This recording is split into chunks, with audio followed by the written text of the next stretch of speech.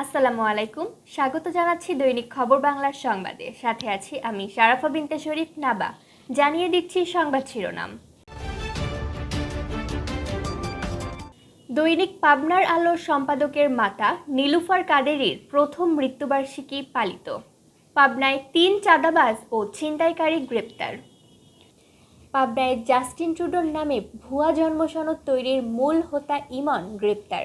শুনছিলেন সংবাদ শিরোনাম, এবারে বিস্তারিত। দৈনিক পাবনার আলোর সম্পাদক মাহফুজ আলী কাদেরীর মাতা অনন্য সমাজ কল্যাণ সংস্থার প্রতিষ্ঠাতা, পাবনা পৌরসভার একাধিকবার নির্বাচিত সাবেক কমিশনার ও বিশিষ্ট সমাজসেবক আলহাজ নীলুফার কাদেরীর প্রথম মৃত্যুবার্ষিকী উপলক্ষে পরিবারের উদ্যোগে নানা কর্মসূচি পালন করা হয়েছে। কর্মসূচির মধ্যে ছিল কোরআনখানি, এতিমদের মধ্যে পোশাক, খাদ্য বিতরণ, বিভিন্ন ধর্মীয় প্রতিষ্ঠান ও গরিব মিসকিনদের আর্থিক সহায়তা প্রদান এবং দোয়া মাহফিল। এ উপলক্ষে 11 সেপ্টেম্বর বিকেলে মরহুমার শালগাড়িয়াস্থ নিজ বাসভবনে এক দোয়া মাহফিলের আয়োজন করা হয়। দোয়া মাহফিলে মরহুমা নীলুফার কাদেরীর আত্মার মাগফিরাত কামনা করে মোনাজাত পরিচালনা করেন পাবনা ইসলামিয়া কলেজের অধ্যক্ষ ও পাবনা জেলা জামায়াতের সাধারণ সম্পাদক মাওলানা ইকবাল হোসাইন।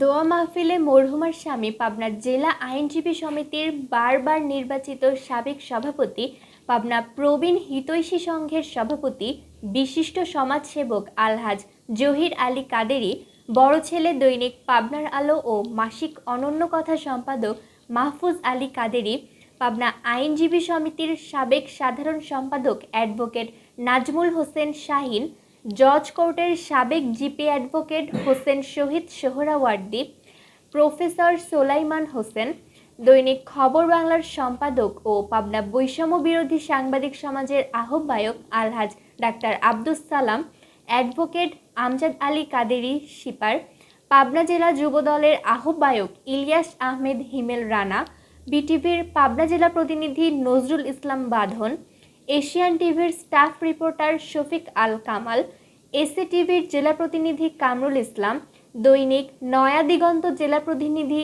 এস.এম. আলাউদ্দিন, বিবিসি বাংলা জেলা প্রতিনিধি সেলিম মাহমুদ, দৈনিক আজকের দর্পণ জেলা প্রতিনিধি জুবায়ের খান প্রিন্স, দৈনিক আজকের খবর জেলা প্রতিনিধি ইকবাল হোসাইন, দৈনিক লাল সবুজের দেশ জেলা প্রতিনিধি নাহিদুজ্জামান, দৈনিক পাবনার আলোর স্টাফ রিপোর্টার সিয়াম উদ্দিন, বিভিন্ন স্তরের গণমান্য ব্যক্তিবর্গ, অনন্য সমাজ কল্যাণ সংস্থার কর্মকর্তাবৃন্দ সহ প্রায় 300 লোক উপস্থিত ছিলেন।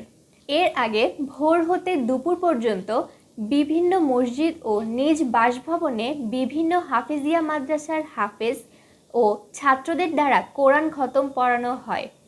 এরপর দুপুরে এতিমদের মধ্যে খাদ্য বিতরণ করা হয়। বাদ আসর দোয়া মাহফিল শেষে অনুষ্ঠিত হয় মিলাদ ও দোয়া মাহফিল। সবশেষে এতিম ছাত্রদের মধ্যে পোশাক ও বিভিন্ন প্রতিষ্ঠানে আর্থিক সাহায্য করা হয়। পাবনায় র্যাবের অভিযানে চাঁদাবাজি ও ছিনতাইকারী চক্রের 3 সদস্য গ্রেফতার হয়েছে। গ্রেফতারকৃতরা হল পাবনা শহরের কৃষ্ণপুর মহল্লার জয়নাল খাঁর ছেলে হাসিবুল ইসলাম সানি, একই এলাকার লিয়াকত আলীর ছেলে বিপুল বিন লিয়াকত ও শাহিনুর ইসলামের ছেলে সাব্বির হোসেন শান্ত। র্যাব সূত্রে জানা যায়, গত 9 সেপ্টেম্বর দিবাগত রাত 8:30টার দিকে পাবনা শহরের কৃষ্ণপুর মহল্লার সিকাত উকিলের গলি এলাকায় চাঁদাবাজ ও ছিনতাইকারী চক্রের কতিপয় সদস্য আইন শৃঙ্খলা বাহিনীর একজন সদস্যকে আটক করে ধারালো অস্ত্র দেখিয়ে তার ব্যক্তিগত জিনিসপত্র ছিনিয়ে নেওয়ার চেষ্টা করে। উক্ত ব্যক্তি ছিনতাইকারী চক্রের সদস্য হাসিবুল ইসলাম সানিকে একটি ধারালো চাকুসহ হাতে নাতে ধরে ফেলে এবং র্যাবের নিকট হস্তান্তর করে। র্যাব সদস্যরা অন্যান্য ছিনতাইকারীদের ধরার জন্য আটককৃত হাসিবুল ইসলাম সানিকে নিয়ে 10 সেপ্টেম্বর বিকেল 3:15টার দিকে লাইব্রেরি বাজার এলাকায় অভিযান চালায়।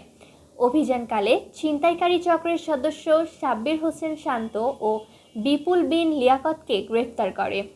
এই ঘটনায় জড়িত আরও একজন ছিনতাইকারী চক্রের সদস্য পলাতক রয়েছে বলেও জানা যায়।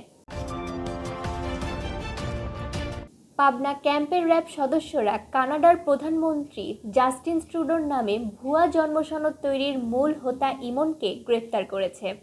মঙ্গলবার দিবাগত রাতে পাবনা শহরের কাচারিপাড়া এলাকা থেকে তাকে গ্রেফতার করা হয়। র্যাব সূত্রে জানা যায়, ইমনের পুরা নাম নিলয় পারভেজ ইমন।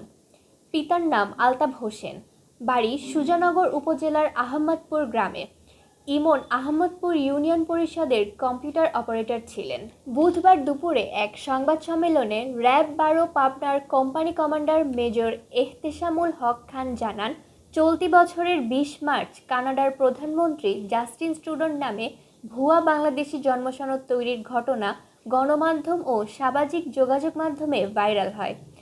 আহমদপুর ইউনিয়ন পরিষদের কম্পিউটার অপারেটর নিলয় পারভেজ ইমনের বিরুদ্ধে এই অভিযোগ ওঠে। এ ঘটনায় 21 মার্চ রাতে ইউপি সদস্য ও 2 নম্বর প্যানেল চেয়ারম্যান ফাতেমা বেগম বাদী হয়ে ইমনের নাম উল্লেখ সহ অজ্ঞাতনামা আরও 3 জনকে আসামি করে আমিনপুর থানায় একটি মামলা করেন। এছাড়া জেলা প্রশাসন থেকে 3 সদস্যের একটি তদন্ত কমিটি গঠন করা হয়। এ ঘটনার পর থেকে পলাতক ছিলেন ইমন।